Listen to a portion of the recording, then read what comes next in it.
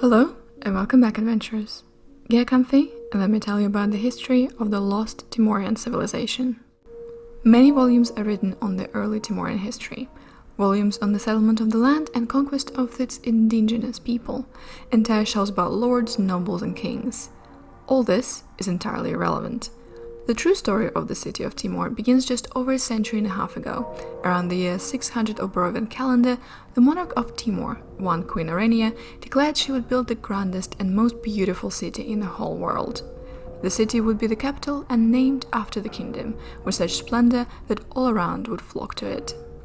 Shortly after construction began, the queen gave birth to her only child. Curiously, no name is ever given for the child in the official records. She is only ever named as the princess. Even more curious, there is no mention of her father, an odd matter since the king had apparently been deceased for a number of years.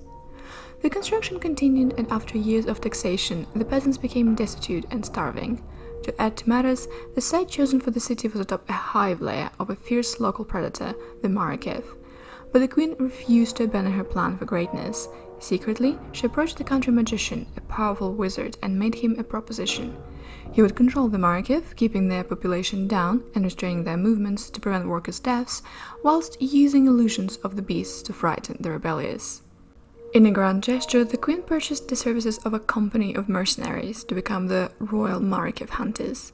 They acted as enforcers during the daylight hours, and the wizard made sure they were effective at keeping the Marikev problem down.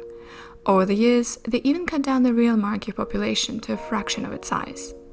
Despite the progress, the Marikev haunted the queen. She was forever afraid of the wizard losing control over her beasts. She was afraid her dream would fail and that the city would never be completed, and that she would die and be forgotten. Her anxieties over the construction were focused on the Marikev. They became the cause of all her problems and suffering. Around 620 Barovian calendar, Timor was completed. The city was a marvel to behold. Timor was a land that valued magic, and the city reflected this. The walls were constructed with stone, but magical murals decorated the walls, and the gardens bloomed with plants lovingly grown and sculptured by druids. Lamps lit the streets with a glow of continual magical light that never faltered regardless of the weather. Despite the success, all was not well. The queen continued to worry and fret. She continued to harry the workers to improve and maintain the city. Unnoticed, the mists rose up around the city and swept the land away. The princess had long thought that her mother was unfit to rule and that her treatment of the workers would only end in revolt. The princess did not care for the suffering, but knew her future would be threatened by an uprising. She learned that her mother was deathly afraid of Marikev and asked the wizard to create an illusion at a grand ball, an illusion that only her mother would see. It would appear as though her daughter was transforming into the most hideous Marikev of them all, a Marikev queen. Practiced in the art of seduction, the princess easily convinced him. However, the wizard soon saw the princess with her true lover, the captain of the Royal Marikev Hunters. Enraged at being so easily used, he altered his spell. At the grand ball, the princess was turned into a real Marikev queen. The queen died instantly of fright. The princess, now the Hive Queen, realized what had been done, slew the wizard, and raged for the streets. Wounded and harried by the hunters, she descended into the sewers, pausing long enough to steer her lover and take him away. After the collapse of the monarchy, the long-suffering workers rebelled. The city hastily set up a democratically elected council, and the first head organized the purging of the wizards from the city, blaming them for much of the crisis. Timor, formerly a state friendly to magic users, quickly turned on them. Hatred brought on by the court wizard was used to seize all arcane materials and items for the council. It is at this point I find reports of another force in Timor. Shadowy killers, unlike the Marikev, that take the forms of their victim or can appear as close friends. These newcomers did not socialize well with the other predators of the land. After a number of years of quiet, the Marikev began to stalk the city again. The Royal Marikev Hunters, confident that they could still deal with the problem, descended into the sewers. The citizens were equally confident, though they began to feel dread as all too human screams started. This event came to be known as the Night of Running Screams. Unnoticeably, a shadow war of doppelgangers in Marikev began, witnessed by the common folk only through terrible cries and the sounds of running in the streets after nightfall.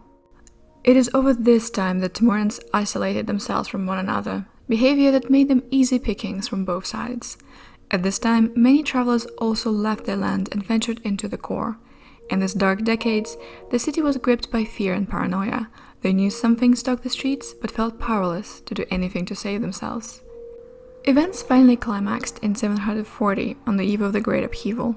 The Markov mounted a massive assault, which paired with a closed border, disrupted trade and destroyed most of the farms and parks. The resulting famine caused tempers to flare and people to descend into madness.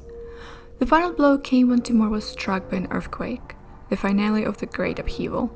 When the dust settled and the survivors discovered the city of Timor itself had been broken apart by the Great Judgment and scattered haphazardly throughout the Suez, once forbidden but now the only chance of survival. The human Timorians found that they had transformed into Calibans, now suited to live and hide in the sunken ruins. It is here that minor skirmishes occurred between the doppelganger populations and the Markov. After the events of Grand Conjunction, the Hive Queen sent out her hunters to learn more about her opponents, who did not seem to be as haphazard as Timorian doppelgangers. It was here that the Fang of the Nosferatu, an enchanted dagger that belonged to Sodo, Paradon's Dark Lord, began to whisper sweet promises to the Hive Queen. It became her obsession. Timor vanished from history until very recently. Bloody Jack's most recent massacre in 755 Barovian calendar became a twisty series of plots involving the Hive Queen, a golem, the doppelgangers, and a party of brave fools.